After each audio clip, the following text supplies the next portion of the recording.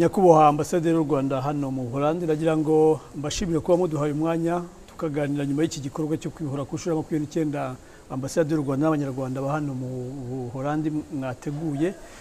Nabonye mwatumiye abambasaderi benshi b'ibihugu bitandukanye, abahagarariye leta y'u Buholandi hano. Ndagira ngo mu magambo make ni igikorwa cyagenze gute, mwabwiki abambasaderi bahagarariye ibindi bihugu ndetse n'uwari uhagarariye leta y'u Buholandi yabwiye iki abari bari hano? Umwanya n'uwanyu. Urakoze Aimable Karima. Nibyo koko uyu munsi ku itariki ya 4 Nyakanga 2023 twa dufite umunsi mukuru wo kwibohora ku nshuro 29, ariko nkuko mubizi umunsi mukuru w'u Rwanda icyo bita National Day ibirimo iminsi ibiri. Hari umunsi wo kwibohora, hakaba ndetse n'umunsi wo kwizihiza ubwigenge. Iyo minsi ibiri twayijije uyu munsi aho twatumiye hano iraye mu Buholandi abambasaderi b'ibihugu biri hano muri iki gihugu, Abanyarwanda ndetse n'inshuti z'u Rwanda, ndetse twatumiye n'uhagarariye Minisiteri y'Ububanyi n'Amahanga y'u Buholandi waje akanavuga ijambo aho yibukije amateka y'u Rwanda ndetse n'uruhare rw'ubutwererane hagati y'u Rwanda n'u Buholandi mu guteza imbere igihugu cyacu. Nanjye rero mu ijambo navuze nabwiye abatumirwa yuko National Day atari umunsi wo kwibohora gusa, ahubwo ari umunsi wo kwibuka icyo bita values, sinzi ukuntu nakivuga mu Kinyarwanda, z'ubwoko butatu. Navuze ko icya mbere ari ukwizihiza togetherness na prosperity, ari byo bivuze mu Kinyarwanda kuba hamwe no kwiteza imbere. Icya kabiri kwizihiza friendship na cooperation, no kuvuga ubucuti n'ubutwererane. Hanyuma icya gatatu multilateralism na international law, no kuvuga ukuba hamwe kw'ibihugu byinshi ndetse no guteza imbere amategeko mpuzamahanga. Ku cya mbere navuze kijyanye na togetherness and prosperity, byari bihuye n'insanganyamatsiko theme y'uyu mwaka wo kwibohora, ariyo together we prosper. Ni ukuvuga yuko ukuba hamwe kw'Abanyarwanda ariko gutumye tugeze hano, kuko u Rwanda rwishwe n'amacakubiri, nuko Abanyarwanda bagiye batangwa mu bihe bitandukanye, uhereye ku gihe cy'ubukoloni no ku gihe cya Repubulika ya mbere na Repubulika ya kabiri.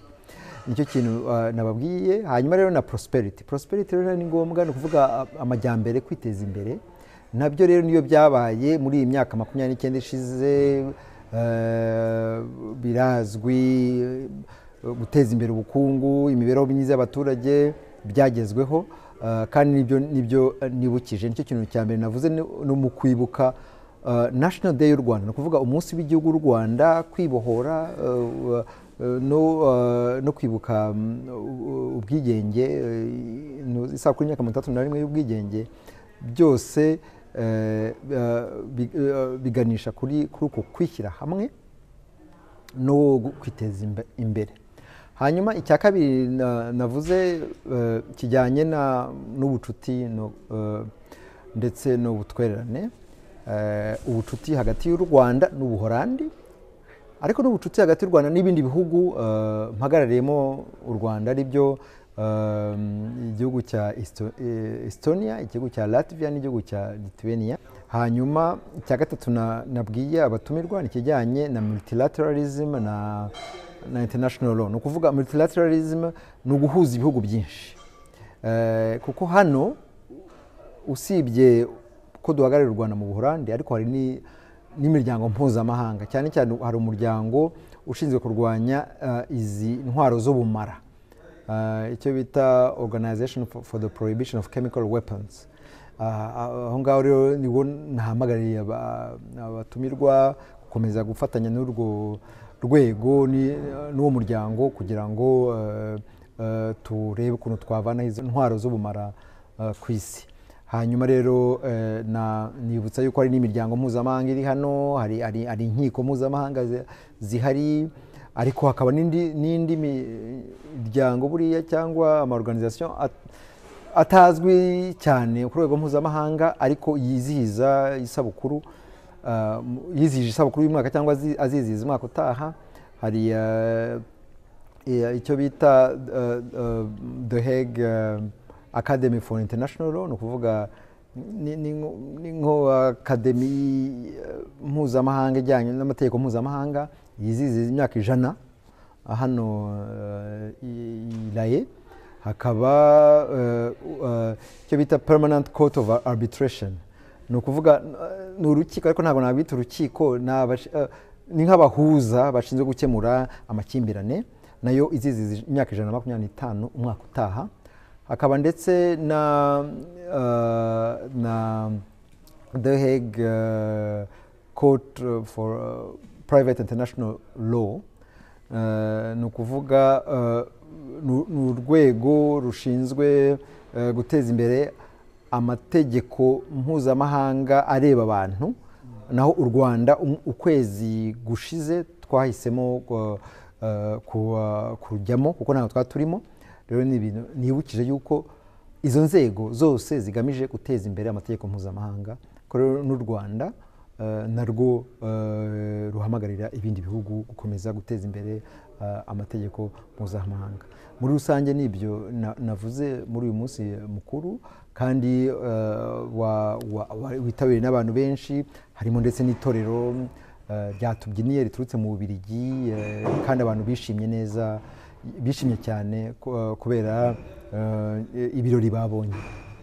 Olivier Nduhungirehe, uri umwe mu ba diplomate mu bahagarariye u Rwanda mu mahanga, cyangwa se ukaba umwe mu bagiye muri politike y'u Rwanda ukiri muto, wakurikiranye kenshi ibibera mu Rwanda, ubigiramo uruhare mu kazi nk'umunyapolitiki kandi nk'uhagarariye u Rwanda.